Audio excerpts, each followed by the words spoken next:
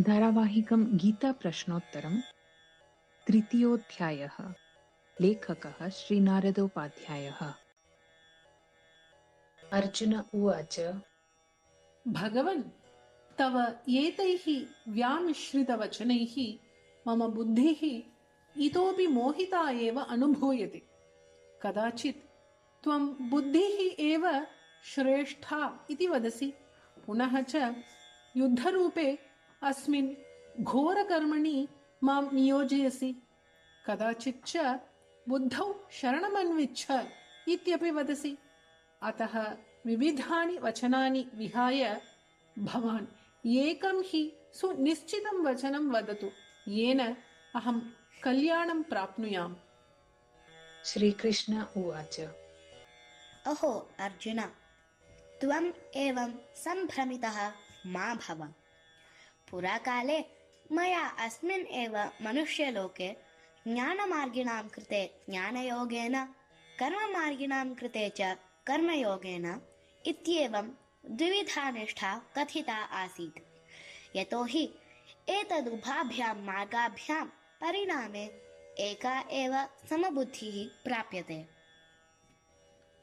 तत् समतायाः प्राप्त्यर्थं कार्यस्य अपि आवश्यकता भवति किं भगवन्? आम्, अवश्यम्। विना कार्यं तु न किमपि सिद्ध्यति। यतोहि कर्मणः आरम्भं विना मनुष्यः कथं वा नैष्कर्म्यम् अनुभवेत्, न च कर्मणां त्यागमात्रेण कथं वा सः सिद्धिं प्राप्नुयात्। अतः हे निष्पाप अर्जुन, कर्मणाम् अनारम्भात् कर्मणां त्यागेन च तत्साम्यं न कदापि सम्भवति जीवने। तर्हि एतत् वद भगवन्, कर्मणां त्यागेन तत्साम्यं कथं न भवति? किं पुनः? प्राणिनः कर्माणि त्यक्तुं कथं शक्नुवन्ति?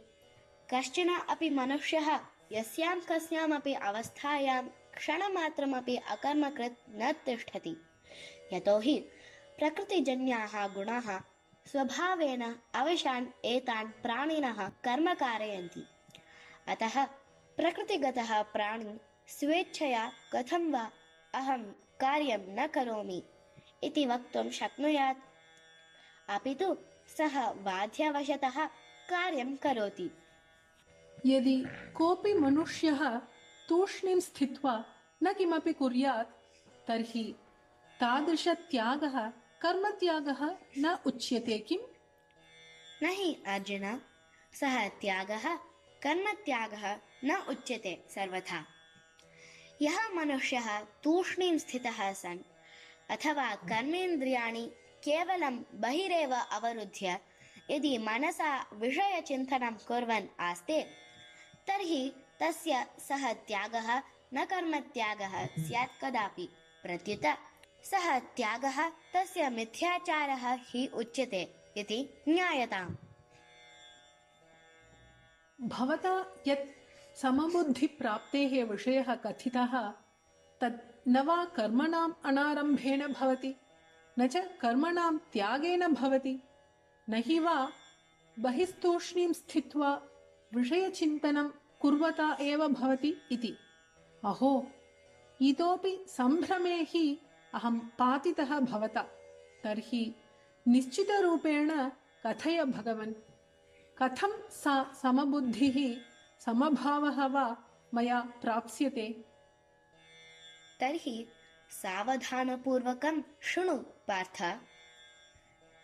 यः मनुष्यः मनसा इन्द्रियाणि संयम्य आसक्तिरहितः भूत्वा निष्कामभावेन युक्तः सन् वा स्वकीयैः इन्द्रियैः स्वकर्तव्यकर्माणि करोति, सः हि श्रेष्ठः स्यात्। सः अवश्यमेव समबुद्धिं प्राप्नोति इति विद्धि। अतः त्वमपि शास्त्रनियतं कर्म कुरु। यतोहि कर्तव्यकर्मणः त्यागादपि कर्तव्यकर्मणः करणं हि श्रेयः, श्रेष्ठं च उच्यते। अन्यत् किं? कर्तव्यकर्म विना तु तव शरीरयात्रा अथवा शरीरनिर्वाहः अपि न प्रचलति कथञ्चिदपि। धृतराष्ट्र उवाच अहो, श्रीकृष्णः अर्जुनं कर्मव्याजेन युद्धे नियोजितुं प्रचेष्टते किम्? ततः अर्जुनः श्रीकृष्णं किं पृष्टवान् सञ्जय? सञ्जय उवाच आं राजन्, विना कर्म तु शरीरनिर्वहणमपि असाध्यम् इति उक्त्वा श्रीकृष्णः अर्जुनं कर्मार्थम् उत्साहयन् दृश्यते तत्र। ततः अर्जुनः श्रीकृष्णं पृष्टवान्। किं पृष्टवान् सः? भगवन्, कर्तव्यकर्म क्रियते चेत् तेन बन्धनं तु न भविष्यति वा? न हि केवलं स्वस्य कृते एव, तुच्छस्वार्थाय वा कर्तव्यकर्म क्रियते चेन्मात्रं मनुष्यः कर्मभिः बध्यते, नान्यथा। अतः त्वम् आसक्तिरहितः सन् केवलं कर्तव्यपरम्परायाः सुरक्षार्थं निष्ठापूर्वकं कर्म कुरु। कर्म कथं करणीयं भगवन्? मनुष्यजीवने कर्म तु करणीयमेव। सर्गारम्भे पितामहेन ब्रह्मणा कर्तव्यकर्मभिः सह प्रजाः सृष्टाः। तेन ताः प्रति उक्तं यत् एषः कर्तव्यकर्मरूपः यज्ञः युष्मभ्यं कर्तव्यकर्मणः पूरकवस्तूनां प्रदाता भूयात् इति। पितामहेन ब्रह्मणा कर्म कथं करणीयम् इति विषये किमपि उक्तं किं भगवन्? आम्, तेन पितामहेन ताः प्रजाः उद्दिश्य एवम् उक्तम्। ब्रह्म उवाच हे सन्ततयः, अनेन कर्मरूपयज्ञेन यूयं देववृद्धिं देवोन्नतिं वा कुरुत। अपि च ते देवाः युष्माकं वृद्धिं कुर्वन्तु। एवं परस्परं वृद्धिं कुर्वन्तः यूयं परमं श्रेयः अथवा परमात्मानं प्राप्स्यथ। प्रजाः ऊचुः यदि वयं कर्मरूपं यज्ञं न कुर्याम ततः किं स्यात् पितामह?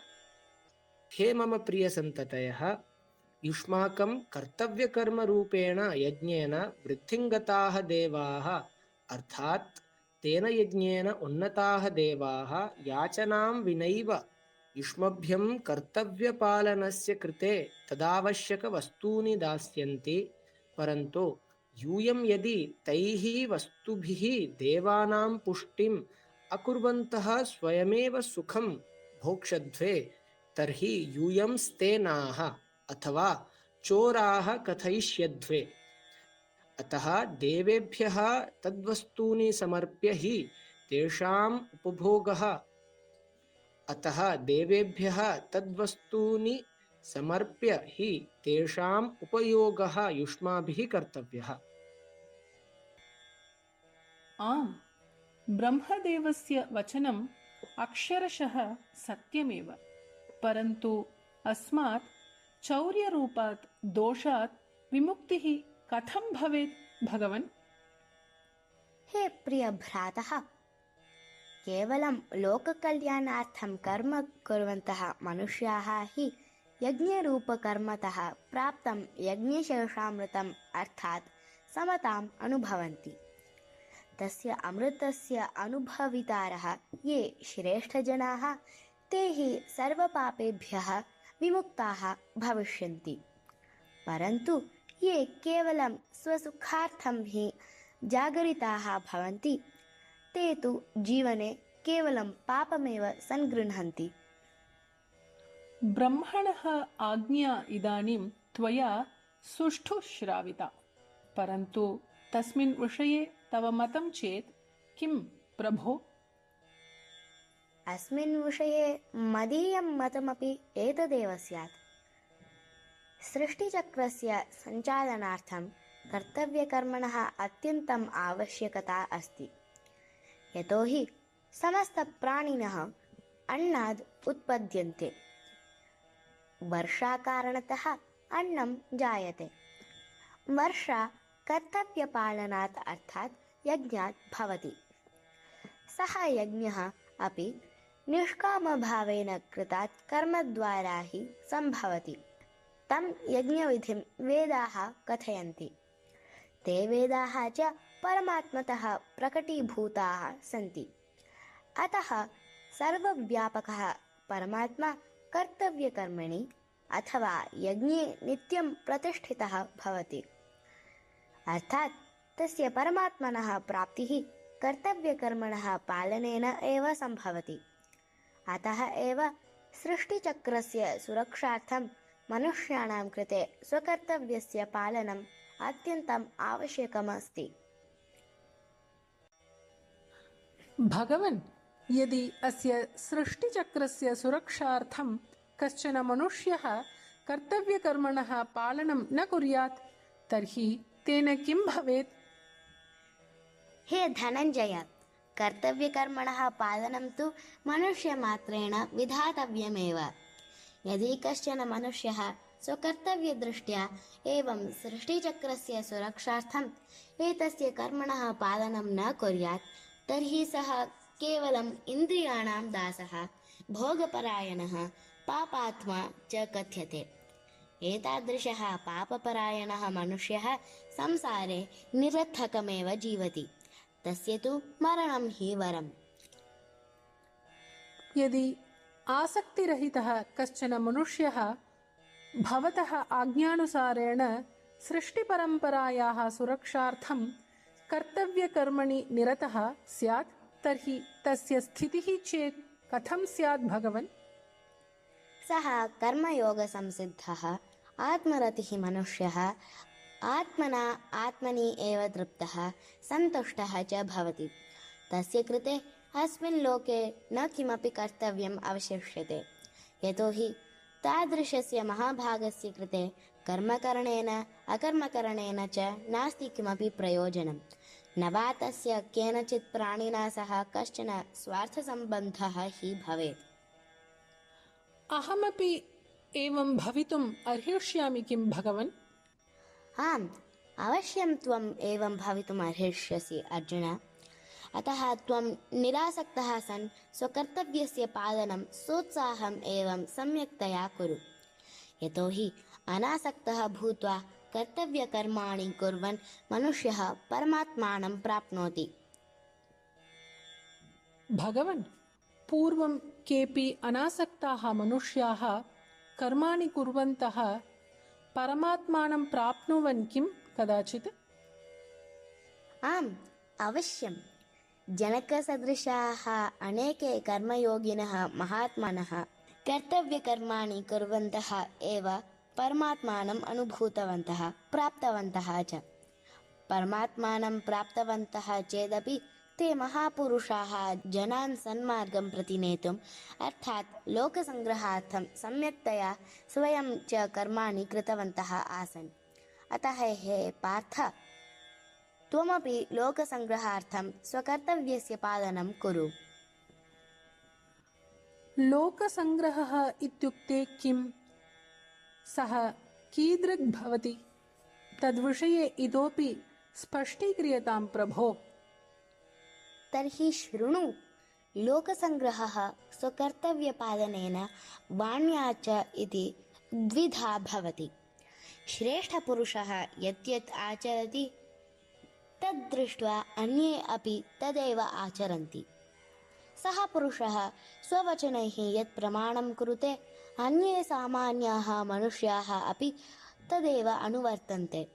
अतः सामान्यमनुष्यान् उन्मार्गतः सन्मार्गं प्रति नेतुं श्रेष्ठपुरुषाणां यः कर्मप्रयासः सः लोकसङ्ग्रहः उच्यते। ज्ञातं वा अर्जुन? ज्ञातं भगवन्। परमात्मप्राप्तिविषये त्वया जनकः उदाहृतः। एवमेव लोकसङ्ग्रहकार्ये रतस्य अपरस्य कस्यचन उदाहरणमपि प्राप्यते किम्? अहो अर्जुन, त्वं मामेव पश्य। अपरस्य का वार्ता अत्र? मम त्रिषु लोकेषु न किमपि कर्तव्यं स्यात्, न च मम अप्राप्तं वस्तु हि किमपि विद्यते। तथापि अहं लोकसङ्ग्रहार्थम् एव सततं कर्म करोमि। भगवन्, यदि तव त्रिलोके न किमपि कर्तव्यं स्यात्, न च अप्राप्तं वस्तु हि स्यात्, तर्हि तव कर्मकरणस्य नु का आवश्यकता? मया इतः पूर्वम् उक्तं हि ननु यत् लोकसङ्ग्रहार्थम् एव कर्म करोम्यहम् इति। कर्मकरणस्य आवश्यकता तु सर्वेषां कृते भवति एव। कर्मवित् श्रेष्ठः यदि आलस्यवशतः कर्माणि त्यजेत्, तर्हि तस्य अनुचराः अपि स्वकर्माणि त्यजेयुः इति तु स्वाभाविकमेव। तद्वत् यदा अहमपि निरालस्यः सन् कर्तव्यकर्माणि न कुर्याम्, तदा ते सामान्यजनाः अपि मम मार्गं हि अनुसरेयुः, अर्थात् ते स्वकर्तव्यकर्माणि त्यजेयुः। तस्मादेव अहं स्वयमेव कर्म कुर्वन् सामान्यमनुष्यवत् सततम् अग्रे सरामि। अनेन किं स्यात् भगवन्? यदि सामान्यजनानां दृष्टौ अहं कर्मसु न वर्ते, तदा एते सर्वजनाः कर्मविमुखाः भवेयुः, अर्थात् स्वकर्तव्यकर्म त्यजेयुः। यस्मात् कारणात् च ते नष्टाः भ्रष्टाः च भवेयुः। तदा अहमपि सर्वथा संकरस्य कर्ता स्याम्, इमाः प्रजाः च उपहन्याम्। तर्हि भवत्कृते कर्तव्यकर्मणः आवश्यकता वर्तते इति ज्ञातम्। परन्तु प्रभो, किं जीवन्मुक्तस्य महापुरुषस्य कृते अपि कर्तव्यकर्मणः आवश्यकता स्यात् वा? आवश्यकता मात्रं न, अपि तु अत्यावश्यकता स्यात् तेषां कृते अपि। कर्मसु आसक्ताः मन्दमतयः कर्मफलप्राप्त्यर्थं यथा जागरूकतया कर्माणि कुर्वन्ति, तथैव अनासक्तैः तत्त्वज्ञानिभिः अपि लोकसङ्ग्रहार्थं कर्तव्यकर्माणि विधातव्यानि एव। ज्ञानिनः न कदापि तेषां कर्मासक्तानाम् अज्ञानिनां बुद्धौ भेदं जननेयुः। ते स्वयं कर्माणि कुर्वन्तः अन्यैरपि तत्कारयेयुः च। ज्ञानिनाम् अज्ञानिनां च मध्ये कर्माचरणशैली भिन्ना वा भगवन्? आम्, तत्र भिन्नता दृश्यते। वस्तुतः सर्वाणि अपि कर्माणि प्रकृतिगतैः गुणैः सततं क्रियमाणानि सन्ति एव।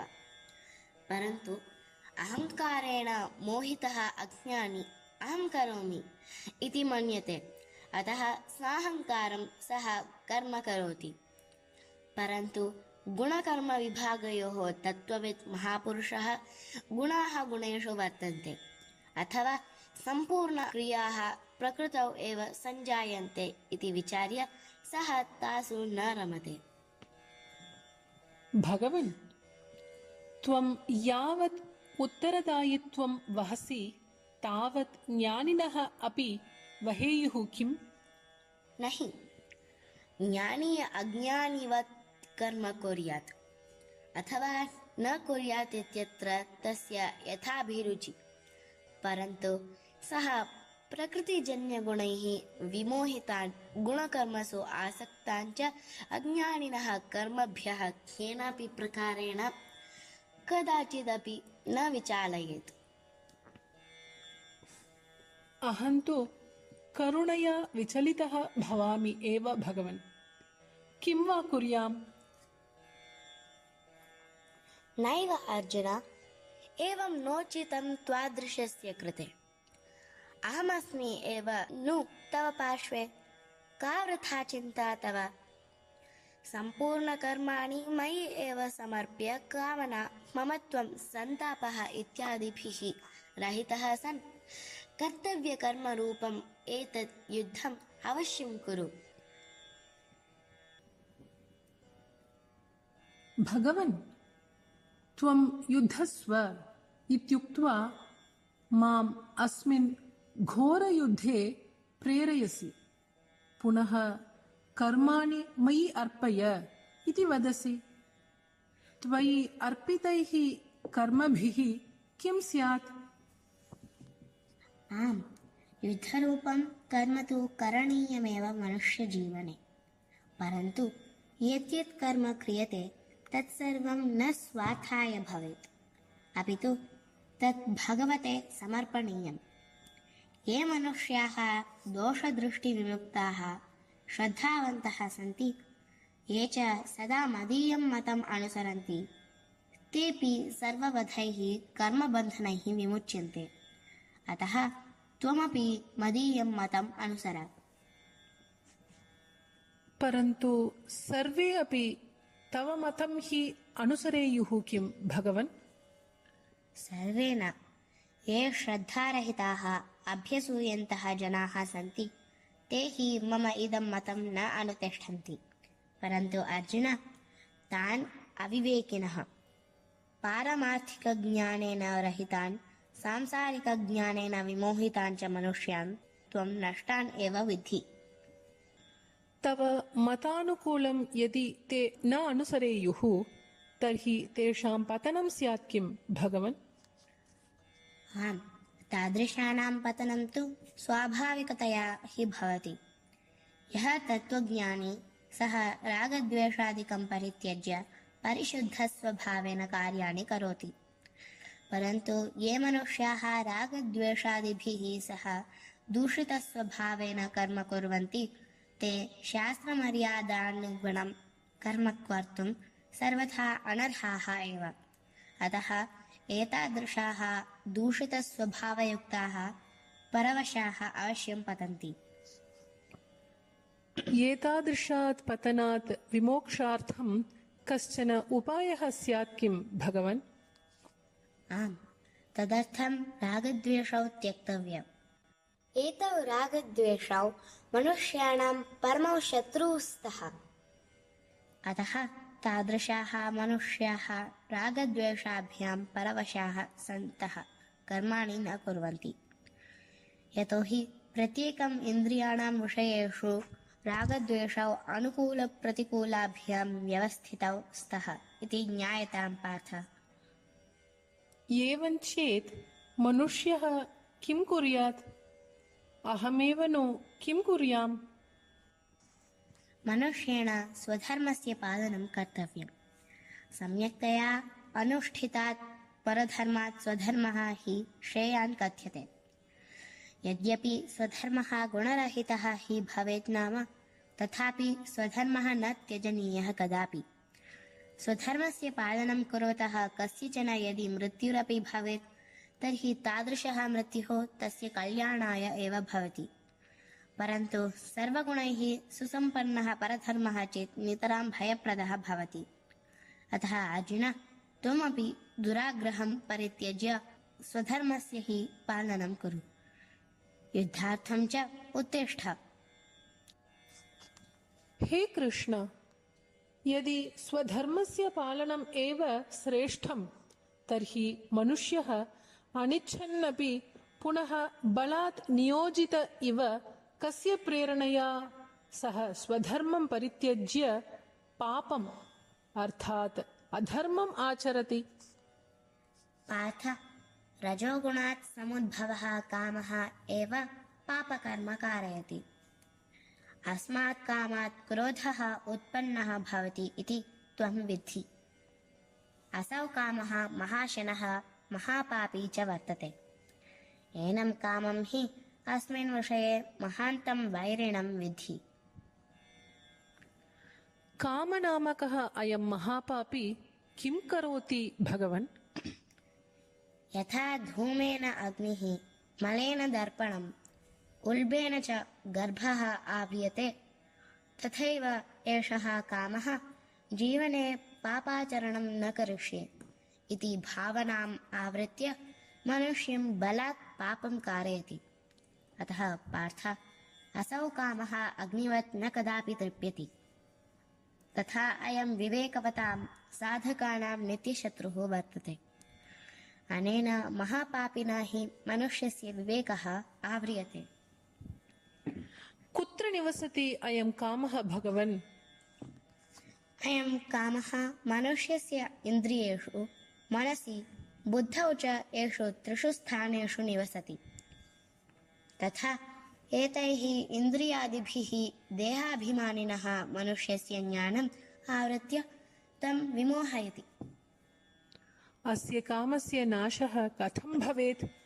किम् अहं तं नाशयितुं शक्नुया भगवन्? अवश्यं शक्ष्यसि अर्जुन। परं त्वं ततः पूर्वम् इन्द्रियाणि सर्वतः संयम्य एवम् एनं ज्ञानविज्ञानादिकस्य नाशकं महापापिनम् एतं कामं मारयितुं शक्ष्यसि। अतः तव शत्रुम् एतम् अवश्यं मारय। त्वया सूचितः अयम् उपायः मया कथं करणीयः भगवन्? अर्जुन, शरीरात् इन्द्रियाणि पराणि, अर्थात् बलयुतानि सूक्ष्मरूपाणि वा सन्ति। एवमेव इन्द्रियेभ्यः मनः परं स्यात्। मनसः परा बुद्धिः, बुद्धेः च परा आत्मा वर्तते। अतः हे महाबाहो, इत्थं बुद्धेः अपि आत्मानं परं ज्ञात्वा त्वम् आत्मना आत्मानं वशीकृत्य च कामरूपम् एनं दुर्जयं नित्यशत्रुं मारय। इति भगवद्गीताग्रन्थम् अनुसृत्य सज्जीकृतस्य अस्य गीताप्रश्नोत्तरस्य कर्मयोगनामकः तृतीयोऽध्यायः सम्पूर्णः। श्रीकृष्णार्पणमस्तु।